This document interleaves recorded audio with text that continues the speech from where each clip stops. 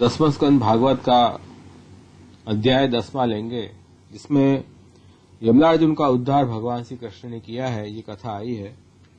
तो गए बखत अपने देखा था कि भगवान को यशोदा जी ने उखल में बांध दिया। तब उखल में बंधे हुए भगवान दोनों अर्जुन वृक्षों को मुक्ति देने के लिए आप वृक्ष के पास पधारे।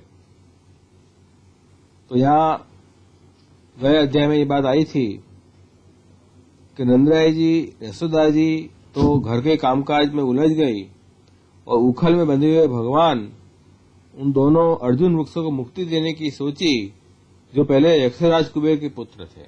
तो ये जो अर्जुन वृक्ष जो बने थे वो उनके पूर्व जन्म में यक्षराज कुबेर के पुत्र थे। इनके नाम थे नल कुबेर और मणिग्रीव। इनके पास धन, सौंदर्य, ऐश्वर्य की पूर्णता थी और इनका घमंड देखकर देवर्षि नारद जी ने इन्हें श्राप दे दिया और ये वृक्ष हो गए थे।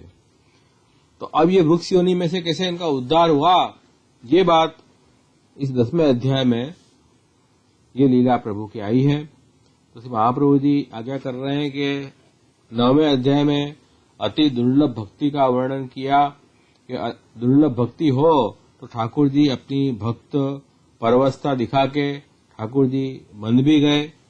और 10वें अध्याय में भगवान श्री कृष्ण के भक्त की मैत्री का कारण भी यहाँ कह रहे हैं कि मैत्री का हेतु क्या है, तो वैराग्य।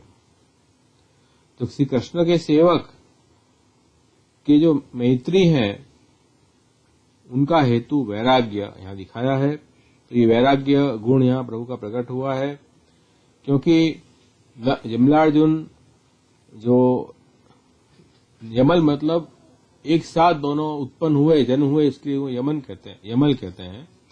और अर्जुन वृक्ष तो 2 वृक्ष थे, इसलिए यमल अर्जुन कहते हैं। एक नलकुबेर, एक मणिग्रीव।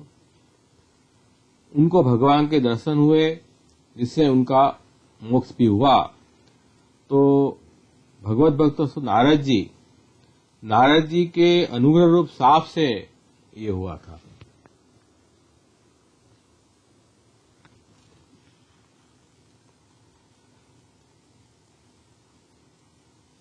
तो इस चरित्र का अपन श्रवण करें तो ये समझ में आता है कि भगवान के भक्त के साथ अपन मैत्री करें तो अपने लिए वो कल्याणकारी है।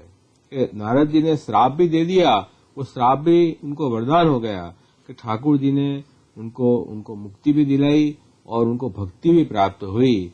तो भगवान के भक्तों का संग बड़ा लाभप्रद है, ये यहाँ स्पष्ट दिखाया है। और भगवान के भक्तों की कृपा से भगवान की कृपा भी प्राप्त होती है और सब बंधन छूट जाते हैं। और इसलिए अपने जीवों को क्या करना चाहिए कि भगवान के भक्तों का संग निरंतर करते रहना चाहिए। तो इस अध्याय में श्री आचार्य कह रहे हैं कि वैराग्य भगवत धर्म सर्वगुणो अत्र निरूप्यते गुणानाम भगवत्वाय से एव ही ये तो भवत। तो इस 10वें अध्याय में सर्वगुण वाले जो भगवान का वैराग्य धर्म का निरूपण हुआ है। और ये गुण भी भगवत स्वरूप ही है, क्योंकि भगवान ने ही इन गुणों के रूप को धारण करके और भक्तों का उद्धार किया है। इसलिए भगवान के गुण और भगवान में कोई अंतर नहीं है। तो यहाँ ये समझा रहे हैं कि वैराग्य क्या है। तो वैराग्यम अनिवर्त्यम तो भगवद वाक्य तो भवेत, विशेषस्तु यद वाक्यम न निवर्तेत केनचित। अविनाशी जो वैराग्य है वो तो भगवान के वचनों से ही होता है। और जो वैराग्य है, जो वचन, वो वैसा वैराग्य नहीं कर सकता। तो वैराग्य 2 प्रकार के होते हैं, एक तो नाशवान वैराग्य, एक दूसरा अविनाशी वैराग्य। अच्छा वैराग्य कौन सा है? अविनाशी। भगवान के भगवत भक्तों के वचन से जो अपन को वैराग्य होगा वो वैराग्य कैसा होगा? अविनाशी वैराग्य होगा, सदैव बना रहेगा। वैराग्य का मतलब है लौकिक वस्तु में से राग छूट जाए, वो भगवान में आसक्ति हो जाए, उसी का नाम वैराग्य है। तो ये जो वैराग्य है वो सदा बना रहे तो अविनाशी है। और आज तो बहुत वैराग्य आ गया और कल फिर वही हम लोक में आसक्त हो गए, तो वो तो नाशवंत वैराग्य है। तो श्री आचार्य ये आज्ञा कर रहे हैं कि जो अविनाशी वैराग्य है वो तो भगवान के भक्तों के वचनों के कारण होता है। भगवान के भक्तों के वचन अपन सुने और उनका श्रवण अच्छे से करें तो अपन को हृदय में अविनाशी वैराग्य प्रकट हो। और दूसरे प्रकार का वैराग्य कौन सा है? नाशवान वैराग्य। वो कैसा होता है?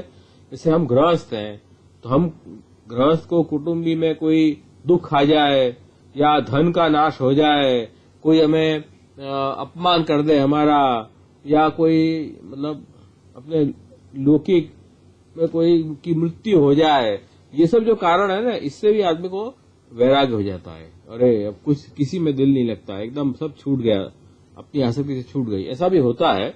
तो ये जो वैराग्य है ये 2-4 दिन का है, इसको स्मशान वैराग्य कहते हैं कि भाई अपने अति से प्रिय व्यक्ति की मृत्यु हो गई, उसको स्मशान में अग्नि संस्कार करके आए, तब तक तो बहुत बड़ा वैराग था, बाद में 2 दिन में फिर जैसे संसार में गाड़ी चल रही है ऐसे चलने लगी। तो ये जो वैराग्य है वो कैसा है? नाशवान है। तो फिर सुख मिलेगा, फिर हम भूल जाएंगे, सुख मिलने पर फिर ये वैराग्य मिट जाता है। तो ये वैराग्य स्थिर नहीं है। पर नल कुबेर मणिग्रीव जो हैं वो बड़े मदांध हो गए थे, बड़े लोग आसक्त हो गए थे, लेकिन नारद जी के साप से उनको अविनाशी वैराग्य प्राप्त हुआ। और क्यों? क्योंकि भगवान के भक्त के वाक्य कभी अन्यथा नहीं होते हैं। नारद जी का दिया हुआ शाप रूप जो वाक्य है वो उनसे उनको वैराग्य प्रकट हुआ। और ये वैराग्य अविनाशी है। ये से आचार्य कह रहे हैं कि ये इस अध्याय में ये बात बताई कि उनको कैसा वैराग्य हुआ कि उनको ठाकुर जी ने मुक्ति प्रदान की और साक्षात भक्ति की भी प्राप्ति उनको हो गई। तो इस प्रकार का वैराग्य तो है भक्तों के शाप से ही होता है। अतः इसलिए यहाँ कह रहे हैं कि ये मोक्ष की अवधि वाला ये शाप कैसा है? मोक्ष को प्राप्त कराने वाला है। ऐसा शाप तो अच्छा है, शाप थोड़ी, ये तो वरदान है एक प्रकार का। तो ये यहाँ समझा रहे हैं कि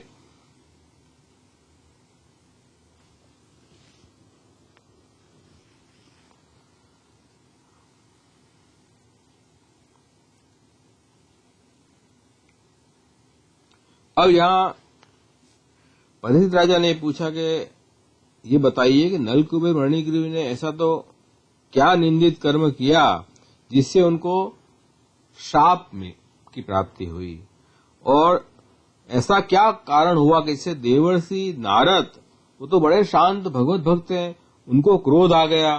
तो भगवान के भक्तों को क्रोध तो आता नहीं है, तो क्रोध भी आ गया, तो ऐसी क्या बात हो गई? ये उन्होंने प्रश्न पूछा है परीक्षित राजा ने।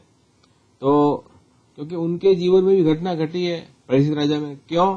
कि वह स्वयं उनको ऋषि के द्वारा शाप प्राप्त हुआ है, तो उनको ये इस लीला से ये अंदर एक सांत्वना हो जाएगी कि भगवान महापुरुष का जो शाप है वो भी आशीर्वाद रूप होता है, उससे जीव का कल्याण ही होता है। उनको भी ऋषि का श्राप लगा था कि 7 दिन के बाद तक्षक नाग आपको ध्वंस करेगा। तो ये बात यहाँ समझा रहे हैं। तो इसी कारण से नारद जी को क्यों क्रोध आया, क्यों निंदित कर्म से क्या किए, ये बात बताई। उसके बाद कह रहे हैं कि नल कुबेर मणिग्रीव ये दोनों जो हैं वो धनाध्यक्ष ट्रेजरर हैं देवों के। तो कुबेर के ये पुत्र थे, दोनों बड़े लाडले थे उनको, और इनकी गिनती जो है वो रुद्र भगवान के अनुचरों में है, इनकी गिनती नल कुबेर मणिग्रीव की। इससे इनका घमंड बहुत बढ़ गया था कि हम तो एक तो बहुत धनी हैं, हमारे पिता जो हैं वो देवताओं के खजांची हैं, और हम रुद्र भगवान के शिव जी के अनुचर हैं, इसलिए घमंड बहुत बढ़ गया। और भी दोनों मंदाकिनी के तट पर कैलाश के रमणीय उपवन में वारुणी मदिरा पीकर मदोन्मत्त हो गए थे, और नशे के कारण उनकी आंखें घूम रही थी, और बहुत सी स्त्रियां भी उनके साथ गाना बजाना कर रही थी। और पुष्पों से लदे हुए वन में उनके साथ विहार कर रहे थे। ये पूरा एक बात आई। तो देखो यहाँ कह रहे हैं कोई ये महाप्रभु जी समझा रहे हैं कि रुद्र के अनुचर, रुद्र का क्या अर्थ होता है कि जो भव रोगों को नाश कर दे, उन्हीं का नाम रुद्र है। तो ऐसे जो रुद्र के सेवक हैं उनको इतना घमंड और लुकाशक्ति ये तो शोभनीय नहीं है। इसलिए यहां आज्ञा करेंगे अनुचर का मतलब ये बताया कि जो पीछे उसको फॉलो करे, रुद्र के अनुचर थे ये। तो स्वामी करे वैसे ही सेवक को भी शुद्ध आचरण करने चाहिए। और रुद्र तो शिव है, वेद है, शिव है, तो शिव वेद रूप है। तो इस स्थिति में उनको कह रहे हैं कि वेद के अनुसार उचित व्यवहार करना चाहिए। और उन्होंने ऐसा अनुचित व्यवहार क्यों किया, तो ये बात तो ठीक नहीं है। तो महादेव जी तो स्वभाव से ही विरक्त हैं और उनका जो स्थान है, क्योंकि ये वहीं तो है, अपने यहाँ बता रहे हैं कि मंदाकिनी के तट पर कैलाश के रमणीय उपवन में ये वारुणी मदिरा पीकर उदोन्मत्त हो रहे थे। ये यही बात कर रहे हैं कि महादेव जी का स्वभाव तो बहुत विरक्त है, सदा ठाकुर जी के चिंतन में मग्न रहते हैं। उनका जो स्थान है कैलाश वो भी विरक्त है। तो ऐसी स्थिति में और वो स्थान में, उस उपवन में योगी जन भगवत चिंतन करते रहते हैं। ऐसा रम्य भगवान के स्थान है, तो भगवान की कृपा के होने का ये स्थान है। और उसमें मंदाकिनी जो गंगा जी, जिसमें किसी प्रकार का दोष नहीं है, ऐसे जो मंदाकिनी है,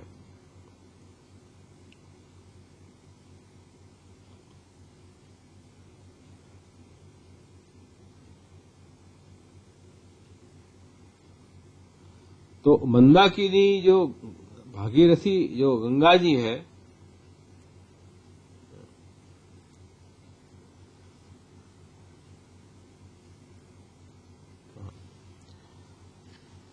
तो उसमें किसी प्रकार का दोष नहीं है। ये जो यहाँ नदी है, स्वर्ग में जो नदी है गंगा जी बह रही है, वो कैसा है, कह रहे हैं कि वो दोष रहित है।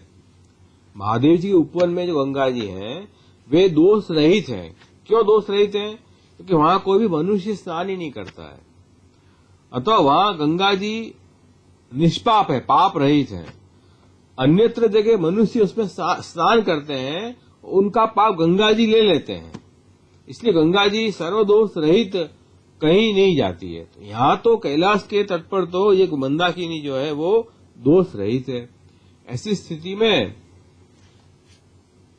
ये कह रहे हैं कि ऐसी स्थिति में तो उन्होंने ऐसा अनुचित व्यवहार किया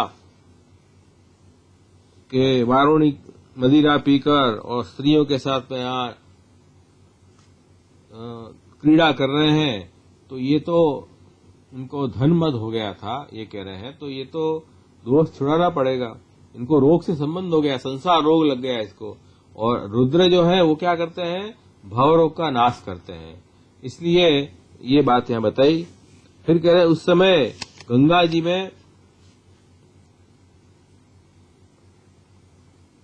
तो ये वारुणी मतलब एक प्रकार का समझो ये शराब है, दारू है, जो आदमी को विवेक बुद्धि उसकी नष्ट हो जाती है।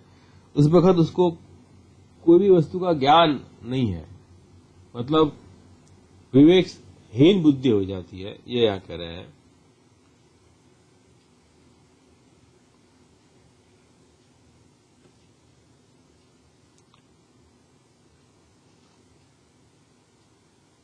तो उस उपवन में उस समय गंगा जी में विविध प्रकार के कमल खिले हुए थे और स्त्रियों के साथ जल के भीतर घुस के वो हाथियों का जोड़ा हाथियों के साथ जल क्रीड़ा कर रहा है, वैसे ही उन युवतियों के साथ तरह तरह की क्रीड़ा करने लगे। तो ये तो बड़ा अनुचित हो गया। इस स्थल में तो सदा भगवान विराज रहे हैं, भगवत सानिध्य रहता है। ऐसे स्थल में तो भगवान की पूजा करते हैं गंगा जी। ऐसे स्थल में इस प्रकार की क्रीड़ा करनी, लज्जा का त्याग करके ये तो बहुत ही बड़ा दोष है। तो उस वक्त देवर्षि नारद जी ने उन दोनों देवों को अचानक देखा और समझ गए कि ये तो बड़े उन्मत्त हो रहे हैं, मतवाले हो रहे हैं, उनको इतनी लुकाशक्ति है, इतने धन मत से प्रचुर हो गए, मत्त हो गए, उनको कुछ दिखाई नहीं दे रहा है। तो नारद जी तो देवर्षि हैं, उनको भविष्य का ज्ञान है, तो उन्होंने को देवताओं पे कृपा करनी ये तो उनका गुण ही है, तो उनको उनसे सहन नहीं हुआ। क्योंकि नारद जी पधारे तब उनको देखकर इन दोनों कुबेर के पुत्रों ने न उनको प्रणाम किया, न सम्मान दिया, कुछ नहीं किया। तो नारद जी समझ गए कि अभी ये मद युक्त है। मद जब दोष ज्यादा आ जाता है तो आदमी जो है वो अपने आप में इतना बड़ा अपने को मानने लगता है कि दूसरे किसी को देखता ही नहीं है, हम ही हम है, बस हम ही सच्चे हैं। तो ये स्थिति इनकी हो जाती है मदोन्मत्त की स्थिति में। तो जो वहां स्त्रियां थी वस्त्रहीन, उन्होंने तो उनको लज्जा आ गई, तुरंत उन्होंने वस्त्र पहन लिए।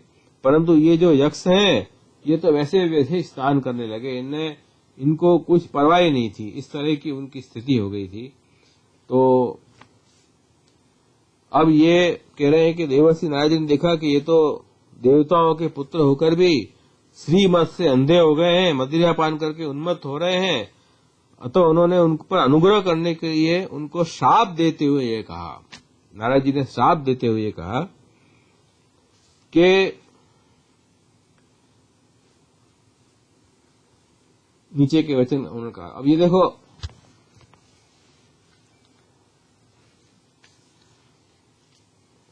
श्राप भी ऐसा मधुर है इनका, वो बता रहे हैं कि वो आगे बताएंगे।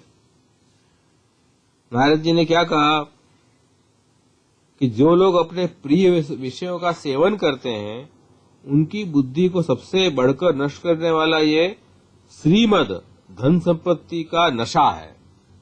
धन संपत्ति का नशा ऐसा है कि वो लोग जो हैं वो नशे में सब कुछ भूल जाते हैं। और कह रहे हैं कि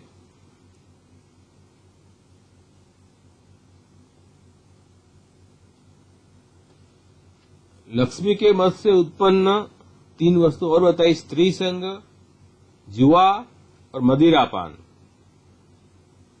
और इस प्रकार ये दोष जो है जिस प्रकार विषयों का उपभोग करने वाले की बुद्धि का नाश करता है, ये ऐसे है कि अपनी बुद्धि नष्ट हो जाती है इससे।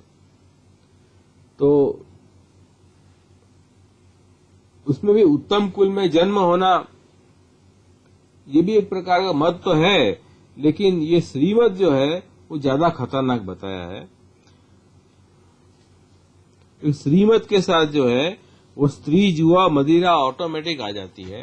नारद जी ने कहा कि ये इन शिव जी के अनुचर और कुबेर जो भगवान के भक्त हैं उनके पुत्र, उनकी ये स्थिति। और ऐसे जो मद वाले होते हैं इतने अंधे हो जाते हैं कि अपने शरीर को अजर अमर मान बैठते हैं और अपने जैसे शरीर वाले पशुओं की हत्या भी खुद के शरीर का पोषण करने के लिए करते हैं। ऐसी स्थिति इनकी हो जाती है। तो फिर कह रहे हैं कि जिस शरीर को हम अलग अलग नाम से पुकारते हैं, कोई भूदेव कहते हैं, कोई नरदेव कहता है, कोई देव कहता है, उसकी अंत में गति क्या होती है? जिस शरीर को लेकर अपन पूरा जन्म इस शरीर के पीछे बिता देते हैं, इस शरीर के पोषण में ही पूरा जन्म निकल जाता है अपना, और जब मृत्यु पास आती है तब ध्यान आता है कि हमने जीवन में क्या किया, हमने शरीर का सदुपयोग किया है, दुरुपयोग किया। तो कि इस शरीर की अंत में गति ये हो जाएगी कि उसमें कीड़े पड़ जाएंगे, पक्षी खाकर उसे विष्ठा बना देते हैं, जलकर राख का ढेर बन जाएगा। और इस शरीर के लिए अलग अलग प्राणियों से हमने द्रोह कर लिए, राग द्वेष किए, उससे क्या फायदा होगा? अंत में नरक की प्राप्ति होगी। तो ये शरीर ये किसकी संपत्ति है? कभी तो ये विचारो कि शरीर जो है वो किसकी प्रॉपर्टी है? अन्न देकर जिसने पालन किया है उसकी प्रॉपर्टी है, या जिस पिता ने हमको जन्म दिया उसकी प्रॉपर्टी है, या जिस माता ने जन्म दिया उस माता की प्रॉपर्टी है, या माता के भी पिता नाना की प्रॉपर्टी है, या फिर जो इस शरीर को अपने वश में करके मनमाना काम कर लेता है उसकी प्रॉपर्टी है, या किसकी प्रॉपर्टी है, या इस शरीर को जिसने खरीद लिया है। जैसे हम सर्विस करते हैं तो हमें वेतन मिलता है, तो अपन अपना शरीर खरीद लिया उन्होंने, इतने घंटे तक ये काम तुमको करना पड़ेगा, किसकी प्रॉपर्टी है। या फिर अंतकाल में चिता की जिस धधकती आग में ये जल जाएगा, क्या उसकी प्रॉपर्टी है। या इस देह को कुत्ते सियार चीर चीर कर खा जाएंगे तो क्या उसकी प्रॉपर्टी है। इस तरह से इस शरीर का इतना अभिमान क्यों है आदमी को, ये वो समझा रहे हैं। इस शरीर तो एक साधारण सी वस्तु है जो प्रकृति से पैदा हुआ है। प्रकृति जड़ है, शरीर भी जड़ है, तो उसी प्रकृति से ये शरीर पैदा हुआ है और उसी में ये लीन हो जाता है। ऐसी स्थिति में जानवर पशुओं के सिवा ऐसा कौन सा बुद्धिमान होगा जो इसे अपना आत्मा मानेगा। आत्मा मतलब मेरा स्वरूप है, तो अपन शरीर नहीं है। अपन जो है शरीर तो अपन को एक साधन प्राप्त हुआ है।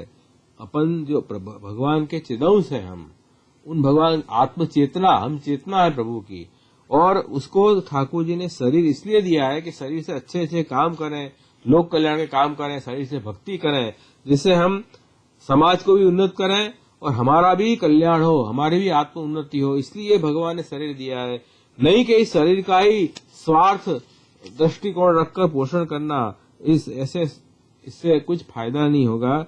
ये सब बात बता रहे हैं। तो इस श्रीमत से जो अंध हो गए ये, इसके कारण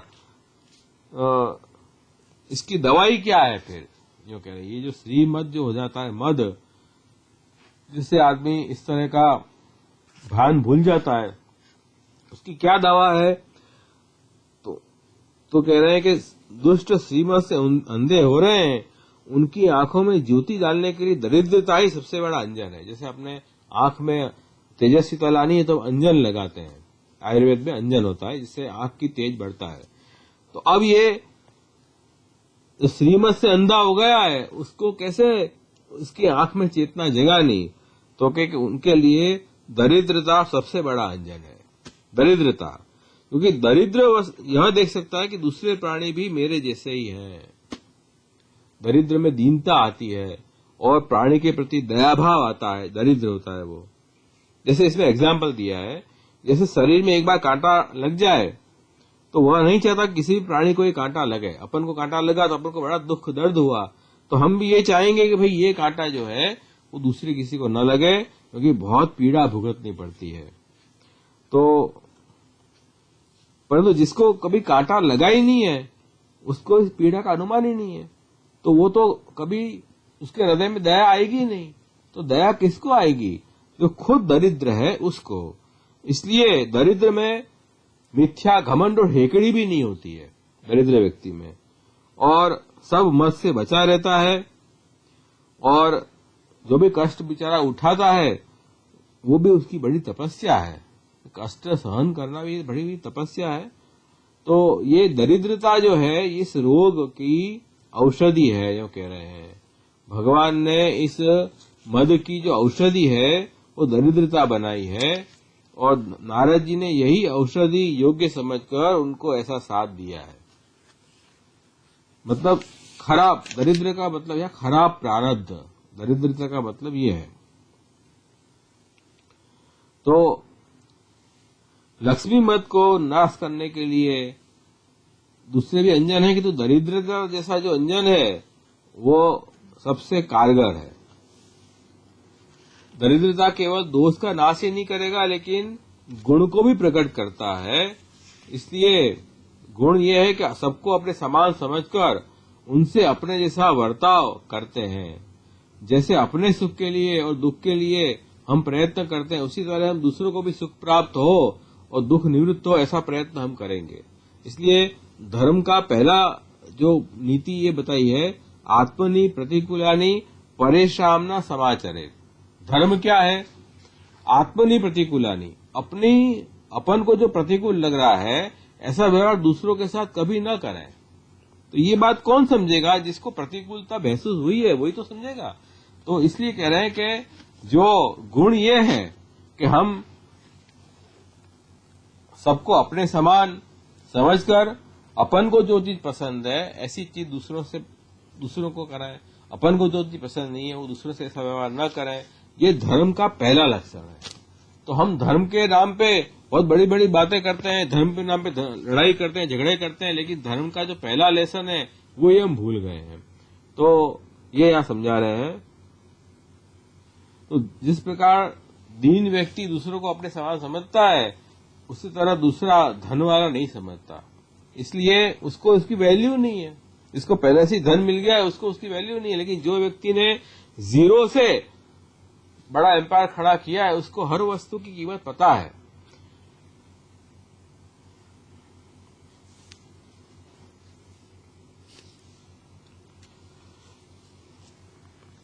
और आगे भी बता रहे हैं कि जिससे प्रतिदिन भोजन के लिए अन्न जुटाना पड़ता है, भूख से जिसका शरीर दुबला पतला हो गया है, उस दरिद्र की इंद्रियां भी अधिक विषय नहीं भोगना चाहती, सूख जाती है।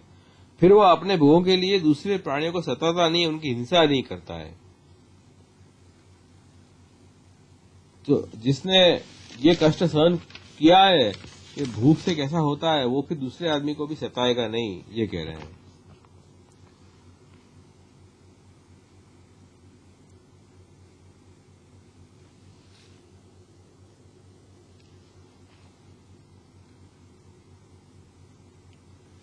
फिर आगे कह रहे हैं कि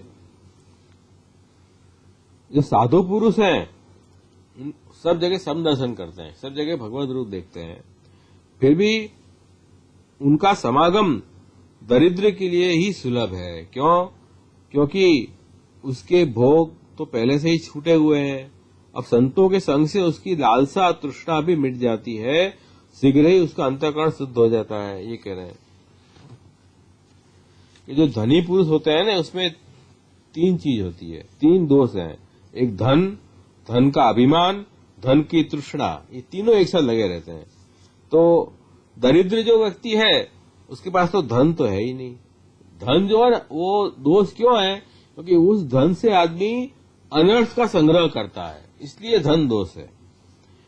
और धन का अभिमान भी उसमें नहीं होता है दरिद्र व्यक्ति में। क्यों? धन ही नहीं है, धन का अभिमान कैसे करेगा? और धन की तृष्णा, ये शायद दोष हो सकता है। जो दरिद्र व्यक्ति है उसको धन की तृष्णा हो सकती है, लेकिन सत्पुरुषों का संग करेगा वो व्यक्ति तो धन की तृष्णा भी मिट जाने से उसका अंतःकरण शुद्ध हो जाता है। तो धन भी स्वयं में एक दोष है, इसलिए शास्त्र में कहा है कि जितने से अपना पेट भर जाए उससे अधिक को अपना मानने वाला चोर या दंड का पात्र है। सस्तेनो दंडम अर्हति। इसलिए भगवान कह रहे हैं कि जिसके ऊपर मैं कृपा करता हूं उसका धन मैं छीन लेता हूं। तो ये सब जिस धन, जो ये कौन सा धन है कि धर्म विहीन जो धन है ना, वो ऐसा ही होता है। जो वास्तव में अर्थ कौन सा है? जो धर्म के लिए उपयोग हो वही वास्तव में अर्थ है। बाकी जो धर्म रहित जो अर्थ है वो वास्तव में अनर्थ ही है, वो समझ लो। ये वो बात हम बता रहे हैं। तो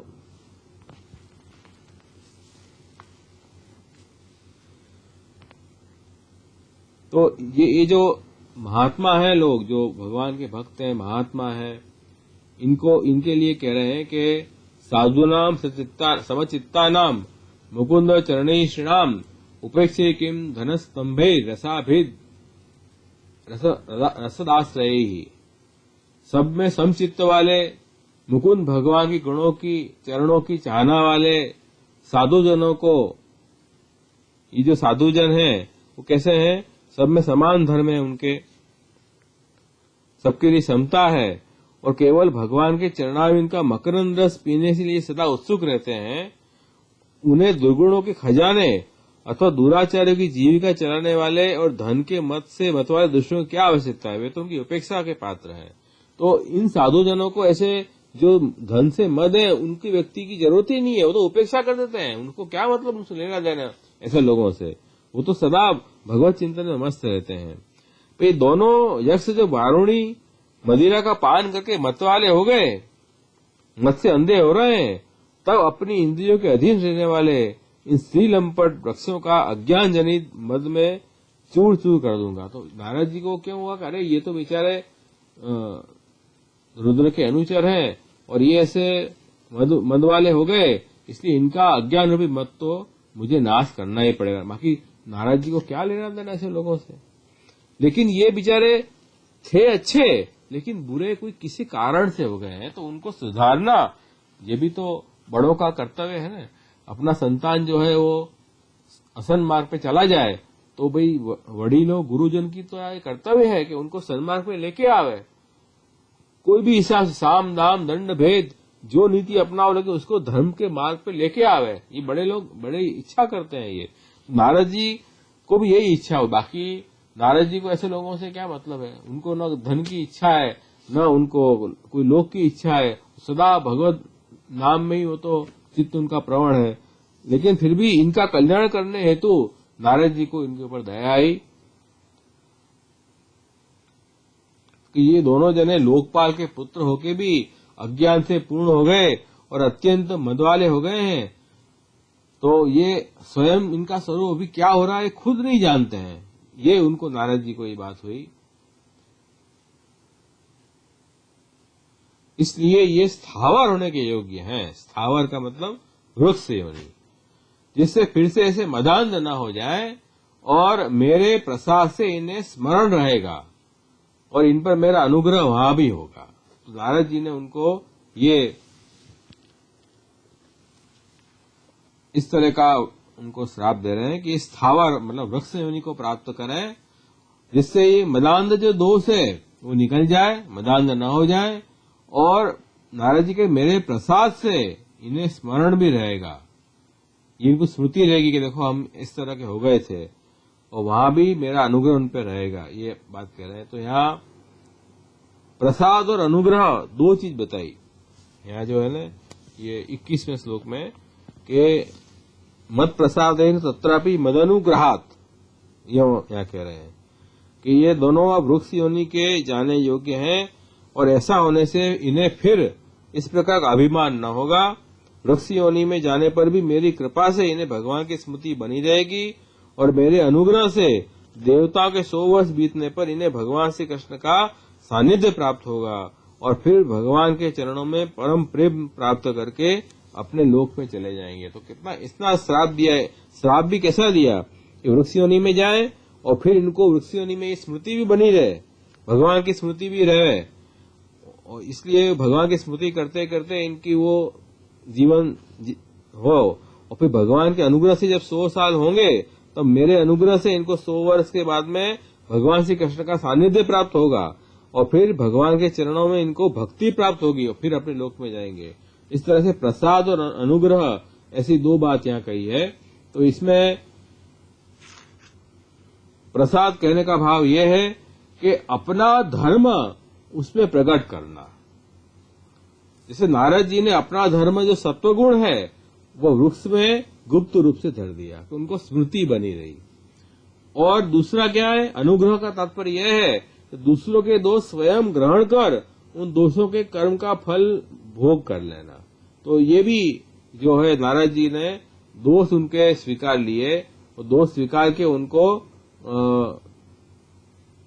उन दोषों के कर्म का फल भोग कर लेना। अब श्राप देंगे तो इतना तब क्षीण होगा।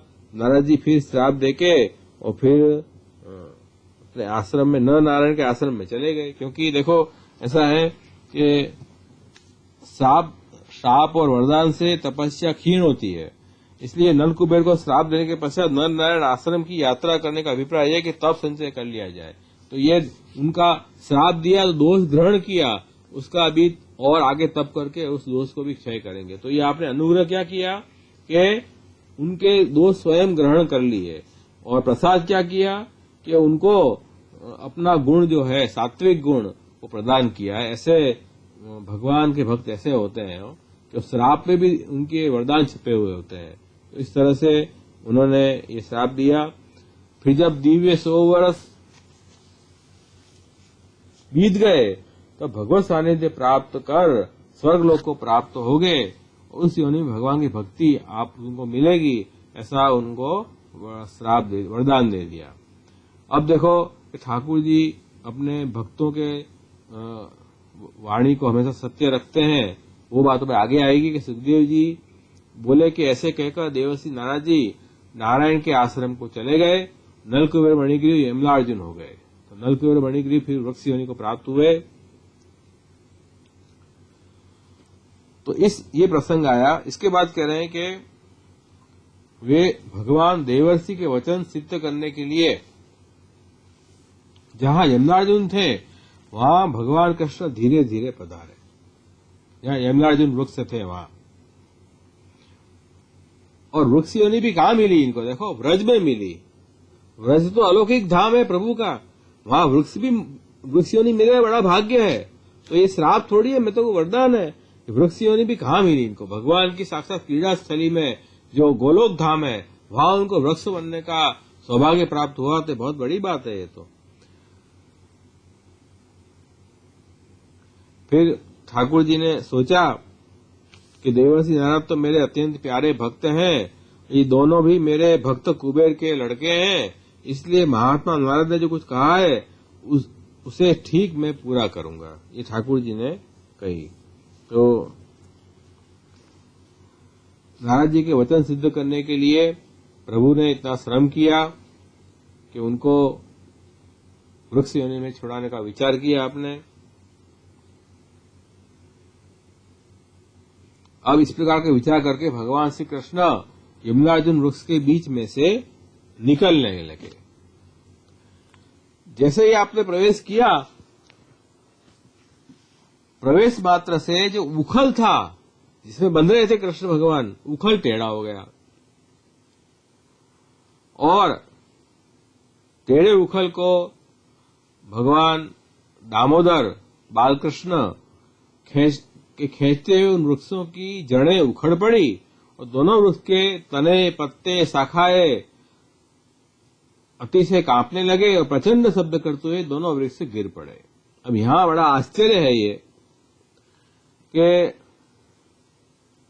दामोदर नाम प्रभु ने सार्थक किया, क्योंकि उस समय भगवान का जो उदर है उसमें रज्जू से बंधा हुआ था।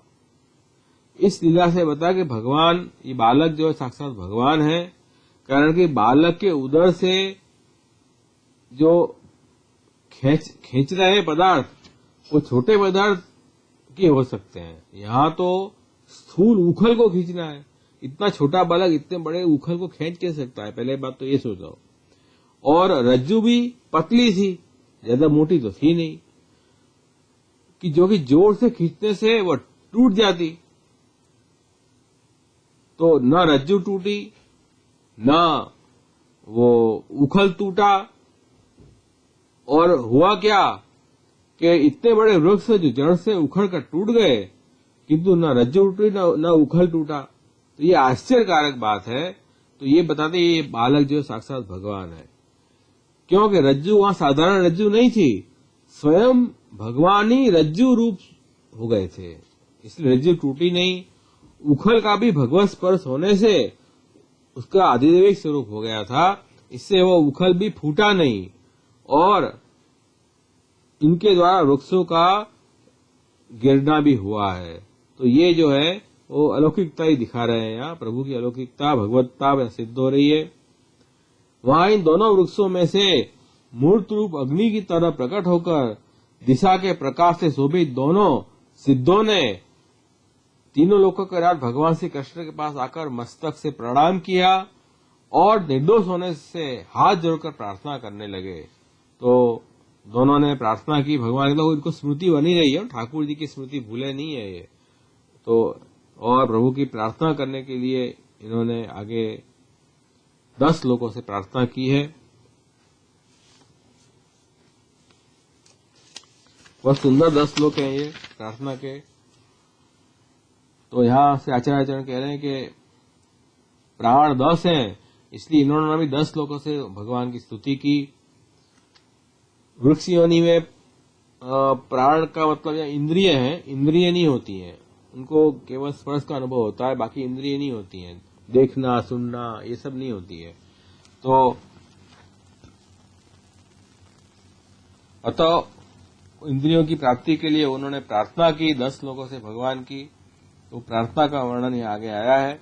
तो यहाँ ठाकुर जी का प्रमेय स्वरूप, प्रमाण रूप और उन प्रभु को प्राप्त करने के साधन और फल, ये प्रमाण, प्रमेय, साधन, फल तीनों का निरूपण इन 10 श्लोकों में हुआ है। प्रमाण का मतलब कि प्रभु का स्वरूप का ज्ञान किस साधन से होगा, वो प्रमाण है, सोर्सेस ऑफ नॉलेज। और इस प्रमाण से प्रभु का जैसा स्वरूप का ज्ञान हमें हो वो प्रमेय है। इन ठाकुर जी की भगवान की प्राप्ति किससे होगी, वो साधन है, और साधन से स्वयं भगवान ही फल रूप बनेंगे, वो फल है। तो यहाँ प्रमाण, प्रमेय, साधन, फल तीनों का निरूपण हुआ है। और अब कह रहे हैं कृष्ण कृष्ण महायोगी त्वमाद्य पुरुष पर व्यक्त अव्यक्तम इदम विश्वम रूपम ते ब्रह्मणो विदुः। हे कृष्ण, हे कृष्ण, हे महायोगी, आप तो आदि हैं, सबके आदि हैं, सबके पहले आप ही थे और आपके पहले कोई नहीं था। आप तो स्वतः सिद्ध हैं, पहले से ही आप आदि हैं, और पुरुष हैं और परम हैं। और ज्ञानी जन प्रकट और अप्रकट इस विश्व रूप आपका रूप है, ऐसे ये वेद से ज्ञानी लोग जानते हैं, ऐसा भगवान का स्वरूप है। तो यहाँ ये स्तुति भगवान की शुरू हुई। ये पहले श्लोक से कृष्ण कृष्ण महायोगी त्वमाद्य पुरुष पर व्यक्त अव्यक्तम इदम विश्वम रूपम ते ब्रह्मणा विदु। तो यहाँ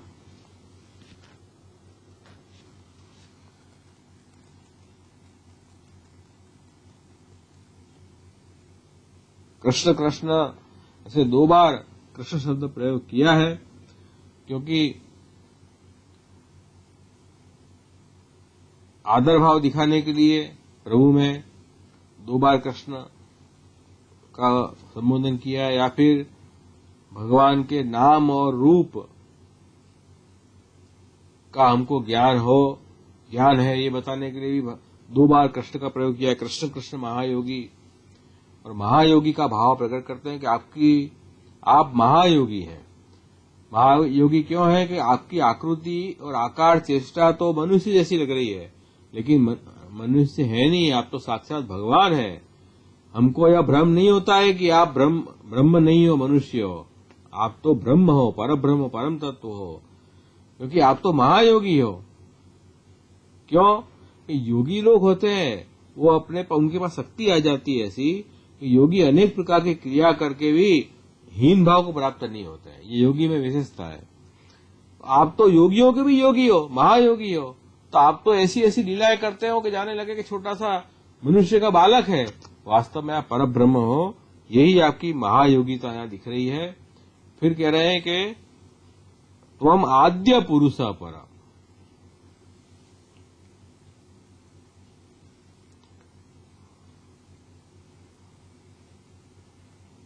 आप सबसे प्रथम हो अथवा आदि हो, मूलभूत आप हो, आपके पहले कोई नहीं था। और पुरुष करके आप बता रहे हैं कि पुरुष कहकर यहाँ जीव से आप अलग हैं। जीवात्मा तो आपका अंश है, चिदंश है, और जीवात्मा से आप अंशी हैं। वो पुरुष शब्द से बता रहे हैं कि पुरी शयति इति पुरुष, पुरी में माने ब्रह्मांड रूप पुरी में जो शयन करते हैं वो पुरुष है। तो सबसे वो सब जीवों के भी, जीवा के भी आत्मा हो गए। तो ऐसे जो पुरुष हैं वो आदि हैं, लेकिन वो भी पुरुष कैसे हैं? पुरुषोत्तम है, पर है, पुरुष परा, यह कह रहे हैं। तो आप पर हैं क्योंकि आप तो प्रकृति से भी अतीत हैं, ऐसे आप पर पुरुष हैं। और व्यक्त अव्यक्त इदम, ये जो आपका जगत 2 प्रकार का है, एक तो व्यक्त जो प्रकट दिखाई दे रहा है, एक अव्यक्त है। तो जिस रूप को काल ने घेर रखा है अपनी चपेट में है कि जो पैदा होता है नष्ट होता है, वो जो दिखाई दे रहा है अपने को वो व्यक्त है, और जहां काल ने जिसको नहीं घेरा है वो जो दूसरा अव्यक्त रूप भी आपका ही है। अव्यक्त अव्यक्त दोनों आपका ही स्वरूप है। ऐसे आप परम तत्व हो। कृष्ण का परम तत्व ही जानते हैं। कृष्ण जो है वो सामान्य मनुष्य नहीं है, वो तो परम तत्व ईश्वर है, परब्रह्म है। और त्वमेकम सर्वभूतानाम देहा स्वात्मेन्द्रियेश्वरः त्वमेव काल भगवान विष्णु अव्यय ईश्वरः। आप एक ही सर्व प्राणी मात्र के देह, प्राण, अंतःकरण, इंद्रिया और जीव हो। आप एक ही जो हो प्राणी मात्र का देह, प्राण, इंद्रिया सब आप ही बने हो। आप ही समस्त प्राणियों के शरीर, प्राण, अंतःकरण, इंद्रियों के स्वामी कौन हो? आप ही हो। और आप सर्वशक्तिमान हो, काल स्वरूप भी आप हो, सर्वव्यापक विष्णु भी आप हो, अविनाशी ईश्वर भी आप हो। तो काल तो भगवान की चेष्टा है। चेष्टा से प्रभु सब कुछ प्रवृत्ति करते हैं। वो काल है, सबको बांध के रखते हैं प्रभु काल से।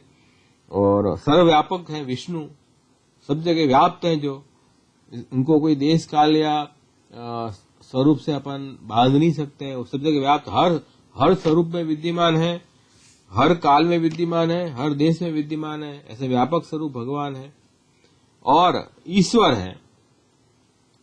सबको अपने कंट्रोल में, काल को भी अपने कंट्रोल में रखते हैं। ऐसे ईश्वर है। तो ऐसे अव्यय स्वरूप आप हैं, ये आपका स्वरूप है। तो इस ठाकुर जी के स्वरूप को आप बता रहे हैं। उसके बाद कह रहे हैं कि आप ही महान प्रकृति भी आप है, सूक्ष्म प्रकृति भी आप है, और रजोगुण, सत्वगुण, तमोगुण वाली, क्योंकि प्रकृति के 3 गुण बताए, सात्विक, राजस, तामस, तो तीनों गुण वाले प्रकृति भी आपका ही स्वरूप है। प्रभु ने आप ये स्वरूप जो है ये सृष्टि पुरुष प्रकृति से बनाई है। तो वो जो प्रभु का अक्षर ब्रह्म का स्वरूप है उसमें से ही पुरुष प्रकृति प्रकट हुई है, और वो प्रकृति भी आप ही का स्वरूप है। और जो पुरुष जो है वो साक्षी रूप से, अध्यक्ष रूप से है, और समस्त क्षेत्रों के विकारों को जानने वाले आप ही हो, जो कह रहे हैं। तो इसमें से पूरी सृष्टि प्रकट होती है। उसके बाद कह रहे हैं कि ये जो सब कुछ आप ही बने हो,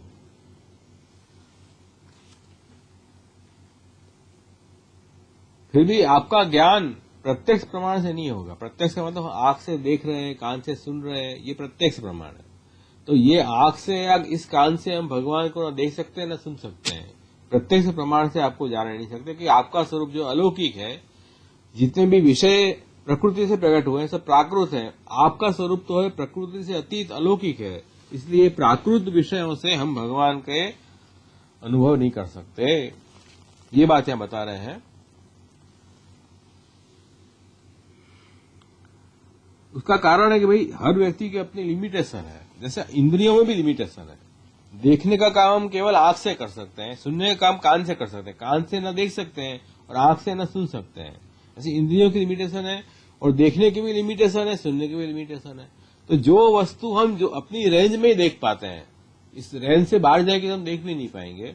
ऐसे ही सुनने की भी तकलीफ है। तो इस लोक में भी सब वस्तु हम प्रत्यक्ष नहीं कर सकते हैं। तो ये भगवान तो अलौकिक है, इस लोक से अतीत परम तत्व है। इस लोक के जो साधन से हम प्रभु को कैसे जान पाएंगे? प्रभु को नहीं जान पाएंगे, ये कह रहे हैं।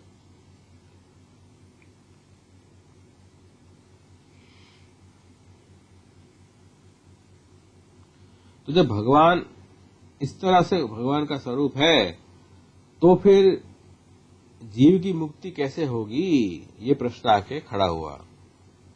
भगवान का ज्ञान ही नहीं हो पाएगा, तो जब भगवान का ज्ञान ही नहीं हो तो जीव की मुक्ति कैसे होगी? मुक्ति तो ज्ञान से होती है, और आप कह प्रभु के स्वरूप आप जान ही नहीं पाओगे। ये तो समस्या खड़ी हो गई। तो क्या स्वयं प्रकाशित गुणों से आच्छादित महिमा वाले वासुदेव जगत कर्ता परब्रह्म को हम नमस्कार करते हैं।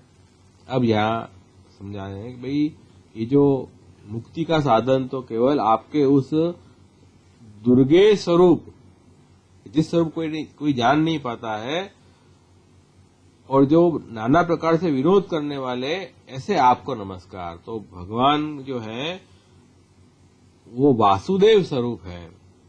तो भगवान का जो ज्ञान है वो अपने में प्रकट हो तभी प्रभु के स्वरूप को हम जान पाएंगे, नहीं तो नहीं जान पाएंगे। इसलिए श्रुति में क्या कहा है कि उस परमात्मा को जानकर ही जीव मुक्ति पा सकता है। उसको जाने बिना मुक्ति कैसे होगी? तो कह रहे हैं कि नहीं, भगवते वासुदेवाय, कि भगवान के गुणों के ज्ञान से भगवान का ज्ञान हो जाता है। बिना ज्ञान हुए भी अपने प्रमेय बल से इस संसार से वे छुड़ाते हैं। हम अपने साधन से विचार करेंगे तो हम नहीं जान पाएंगे, लेकिन प्रभु की कृपा शक्ति, प्रभु पे आश्रित होंगे तो हम प्रभु को कुछ जान पाएंगे। इसलिए कहा है कि ऐसे कहा भी है कि भाई देखो, शास्त्र का वचन है यहाँ कि यस्य अमतम तस्य मतम, मतम यस्य न वेदस, अविज्ञातम विजानताम, विज्ञातम अविजानताम। ये श्रुति है। इसमें क्या कह रहे हैं श्रुति में कि मैंने ब्रह्म को नहीं जाना है, उसने जान लिया है। और जो कहता है मैंने ब्रह्म को जान लिया है, उसने वास्तव में कुछ नहीं जाना है। देखो, क्योंकि ब्रह्म को दुर्गेय है, उनको जानना बहुत डिफिकल्ट है। कोई अपने अहंकार से कह रहा है मैंने जान लिया, तो वास्तव में वो जाना ही नहीं है। इस श्रुति के अनुसार अज्ञात ब्रह्म ही ज्ञात होता है, अर्थात न जाना हुआ ब्रह्म ही जाना जाता है। तो ऐसे इस भगवान ईश्वर को कौन जान सकता है? तो कह रहे हैं कि प्रमाण बल से तो नहीं जाएंगे, अपने साधन बल से हम विचारें हमारे तो हम नहीं जान पाएंगे। स्वतः जान सकते हैं, क्योंकि आप तो वासुदेव हैं, शुद्ध सत्व गुण में आप प्रकट हो जाते हैं। तो प्रकट होने पर आपको सभी जान सकते हैं। तो भगवान साधनों से प्राप्त नहीं हो सकते, ऐसी समझ आनी। भगवान साधनों से प्राप्त नहीं हो सकते हैं, ऐसी समझ और साधनों की उत्पत्ति और सत्व गुण का आविर्भाव, ये सब कैसे होगा? तो कि वेदस शब्द से कहा है, वेदस ही सब कुछ कर सकता है, अर्थात पार पहुंचा सकता है। वेदस का मतलब है कि भगवान के शरण जाना चाहिए हमें, क्योंकि यहां बताया है कि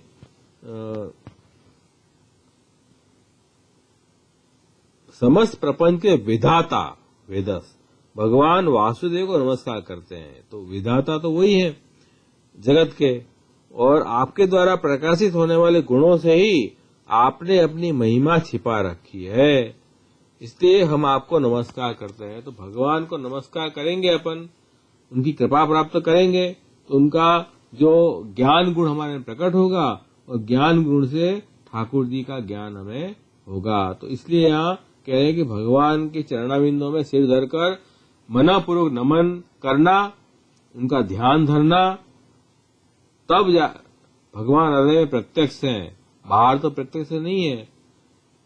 इसलिए उनको, अपन को, प्रभु को दीन भाव से उनके शरण जाना पड़ेगा, तब जाके उनका ज्ञान गुण प्रकट होगा। अपने अहंकार से हम प्रभु को जान लेंगे, ऐसा विचारेंगे, तो हम उन प्रभु को नहीं जान सकते। तात्पर्य यह है कि भगवान के जो गुण है न, जो भगवान जो है बाहर तो दिखाई नहीं देते, सब कुछ अंदर बाहर भगवान ही है, लेकिन बाहर हम प्रभु को नहीं देख पा रहे हैं, क्योंकि वो प्रकृति से वो ढक गए हैं। जैसे एग्जाम्पल बताऊं, जैसे मेघ जो है, मेघ बादल, वो सूर्य, मेघों को कौन प्रकट करता है? सूर्य प्रकट करता है। वही मेघ जो है सूर्य को छिपा देते हैं। वैसे ही भगवान के द्वारा जो प्रकाशित जो गुण, वो गुणों ने भगवान की महिमा को आच्छादित कर दिया है। तो मेघ सूर्य से ही प्रकट होता है, लेकिन सूर्य को ढक देते हैं। इसी तरह जो गुण है प्रभु के, वो प्रभु में से ही प्रकट हुए हैं, लेकिन प्रभु को ढक देते हैं। इसलिए भगवान बाहर प्रत्यक्ष देखने में नहीं आते हैं, बाहर प्रत्यक्ष नहीं होंगे। वो तो सभी जगह विद्यमान होने पर भी, भगु तो सब जगह अंदर बाहर सर्वत्र है, फिर भी वो गुणों से ढक जाते हैं, इसलिए हम बाहर उनको नहीं देख पाते हैं। इसलिए कह रहे हैं कि उनको प्रकाशित करने के लिए हमें उन प्रभु के शरण जाना है, नमस्कार करना है, दीन भाव लाना है, तो उनके गुण का आविर्भाव होगा, तब हम प्रभु को जान पाएंगे। तो ऐसा यहाँ कह रहे हैं कि ये इसका रास्ता भी दिखाया, साधन भी दिखाया, उन प्रभु की प्राप्ति कैसे हो। और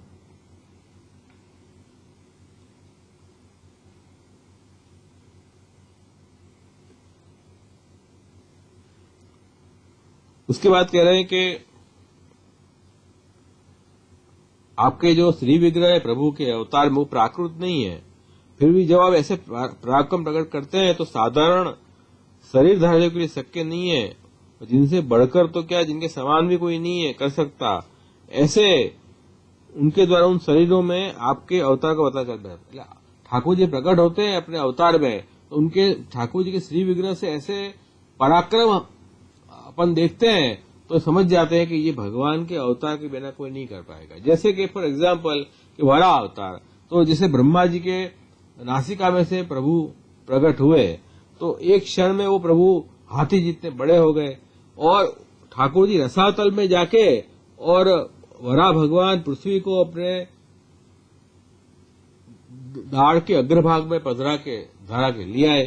तो ये जो कार्य किया है ना, ये सामान्य व्यक्ति शरीरधारी व्यक्ति तो कर नहीं सकता है।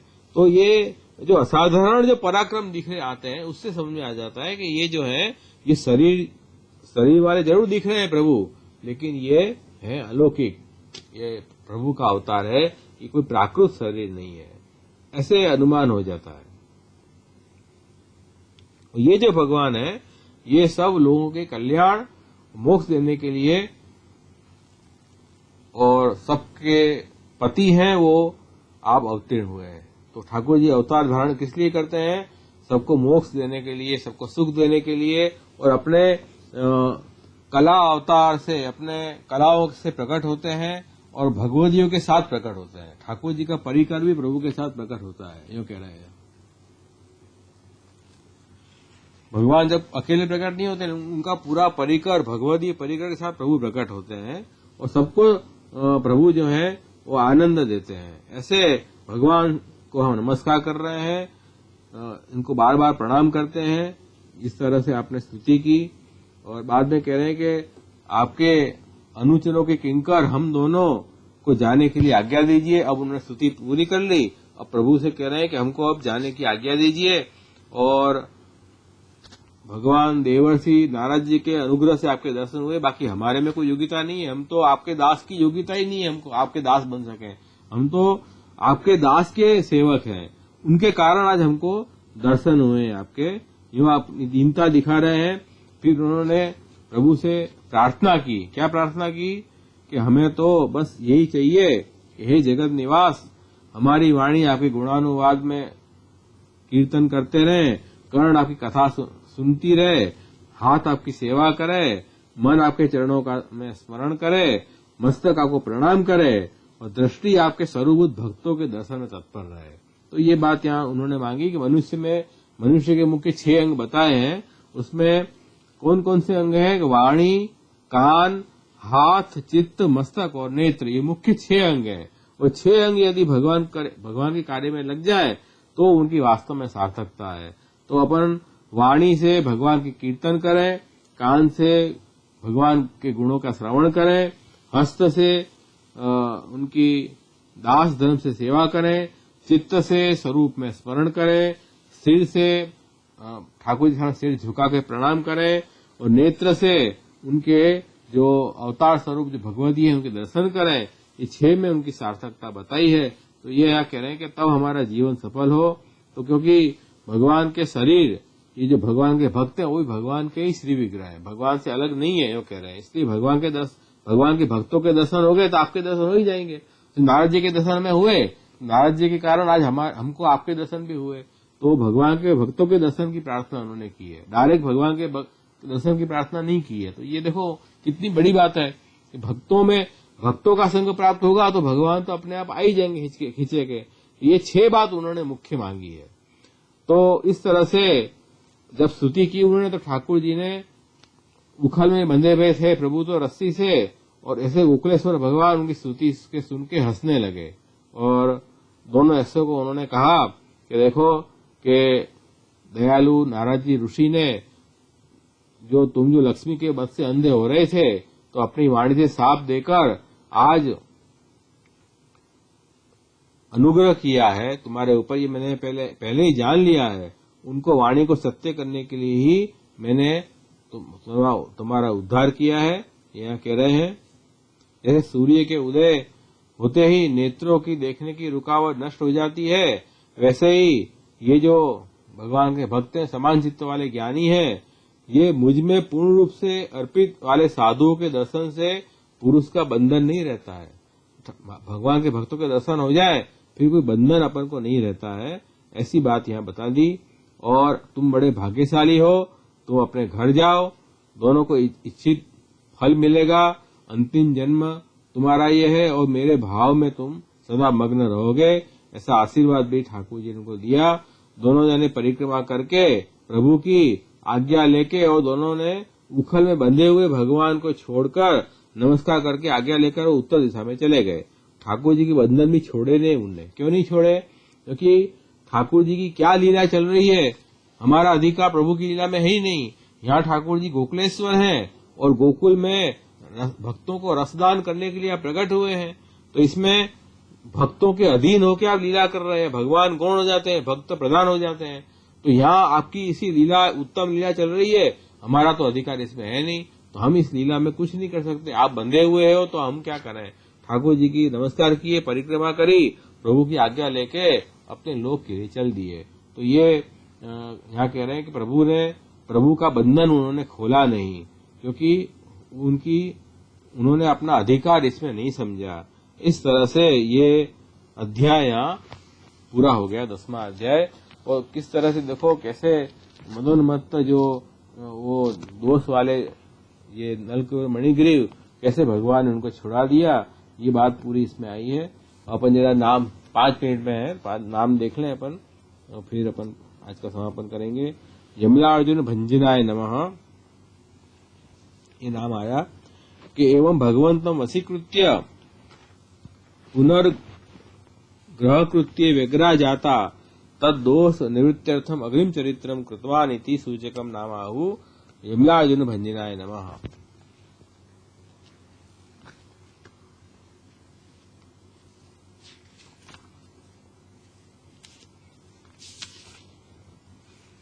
तो प्रभु को बांध के यशोदा जी तो अपने गृह कार्य में व्यग्र हो गई, और आगे के दोष को दूर करने के लिए भगवान ने चरित्र प्रकट किया कि यमलार्जुन अनयो अपि आसक्ति दोषेण वृक्षत्वं जातम तद दोष निवृत्तत्वाद एतत् चरित्रम अत्रापि निरोध साधकम भविष्यति।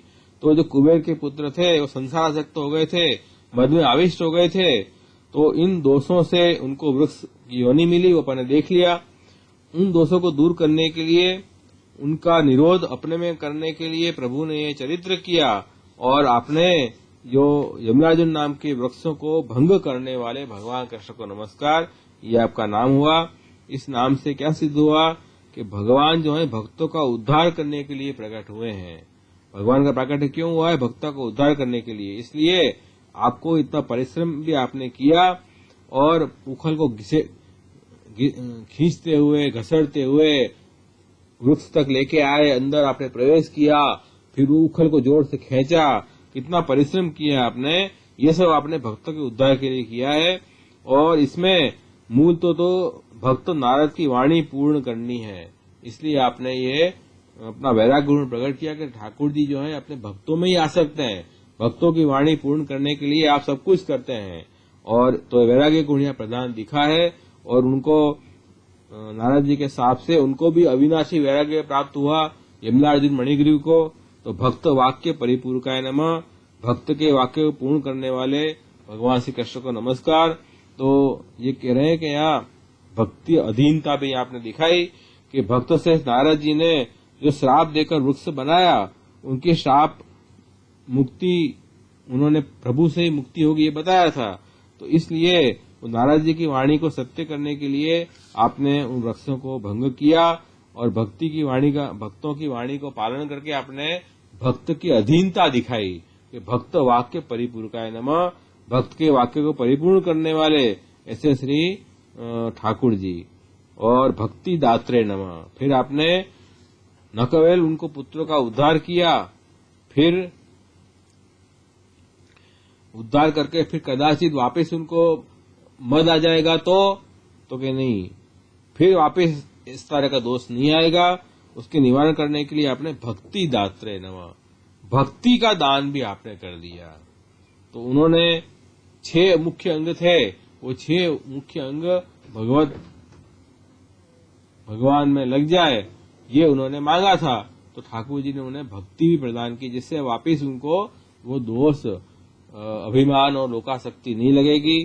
तो इस तरह से उन्होंने ये प्रभु ने उनको भक्ति का दान भी कर दिया कि अब उनको कभी भी विमुखता नहीं आएगी। तो ये आपका भक्त वत्सलता प्रकट हुई।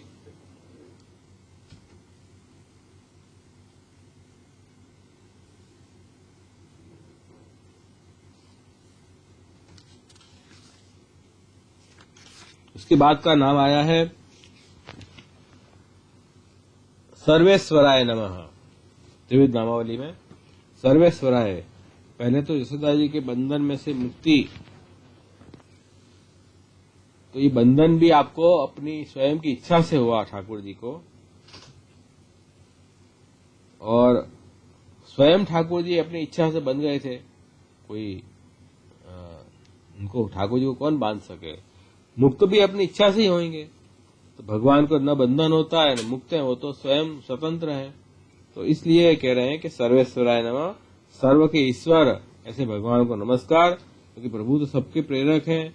इसलिए ये चरित्र आपको करना है, भक्तों की वाणी सिद्ध करनी है, भक्तों का उद्धार करना है। इसलिए आप स्वयं ये दामोदर लीला द्वारा खुद बन गए, ये प्रभु का ही अनुग्रह है। तो आप तो सर्वेश्वराय हैं, वो सब कुछ आप ही बने हैं। तो ये बंधन भी केवल दिखाने का बंधन मात्र था, ये स्वस्वरूपात्मक बंधन, खुद ही अपने स्वरूप से खुद बंध गए हैं। इस ठाकुर जी को कोई बांध नहीं सकता है। वो यहाँ कह रहे हैं कि वो रस्सी भी खुद ही बने हैं, बांधने वाले भी खुद ही है। तो दूसरी चीज हो तो उनको बांधे, तो खुद ही खुद से कैसे बने। तो ये तो केवल लीला मात्र प्रभु की है। सर्वाय नमः, सब कुछ प्रभु है। तो ऐसे सर्व भगवान, ऐसे भगवान को नमस्कार। तो सर्वस्वरूप प्रभु स्वयं ही बने हैं। इसलिए जो कह रहे हैं कि वो दाम जो था, उदर में जो रस्सी बांधी थी, वो भी स्वयं ही है। तो स्वयं का बंधन कैसे होगा। इसलिए आप सर्वा हैं, सब कुछ आप ही बने हैं। उखल भी आपका स्वरूप है, रस्सी भी आपका स्वरूप है, बांधने वाले यशोदा जी भी आपका ही स्वरूप है। आपको ये लीला करनी थी, इसलिए आप बन गए।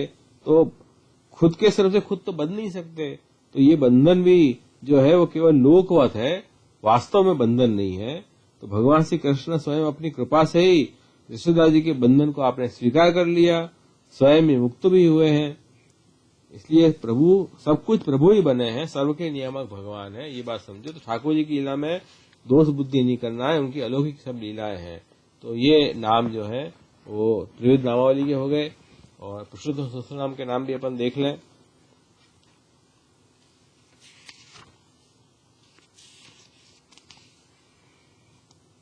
यमला अर्जुन भंजन नाम है। यमलौ सह उत्पन्नौ यौ अर्जुन संज्ञ को वृक्षौ तय भंजन तमंताद मर्दक। यमल का मतलब है जो एक साथ जो उत्पन्न हो, जुड़वे बालक की तरह, उसको यमल कहते हैं। और यमल नाम के जो वृक्ष अर्जुन थे, अर्जुन वृक्ष, वो यमलार्जुन, उनका भंग करने वाले ऐसे भगवान कृष्ण। तो लीला अपन ने देख ली। तो इस तरह से ये ठाकुर जी ने अपनी क्रीड़ा मात्र से कैसे भक्तों की वाणी भी सिद्ध की, और नलकुबे मणिगिरी का निरोध भी सिद्ध किया, उनके दोष भी दूर किए, और भक्तों का महात्म्य भी स्थापित किया। ऐसे अपने दयालु प्रभु हैं। इस तरह से ये 10वां अध्याय समापन हो गया।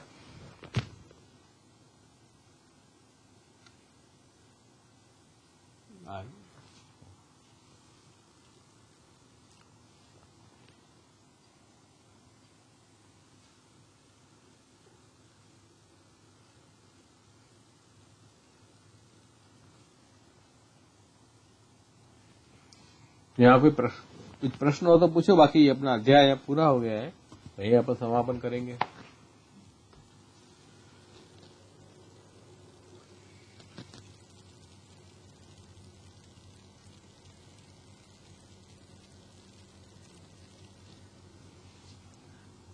तो यहीं अपन रखते हैं आज का अपना सत्संग का कार्यक्रम। कल फिर मिलेंगे। अक्षय तृतीया के उत्सव की बधाई सबको। और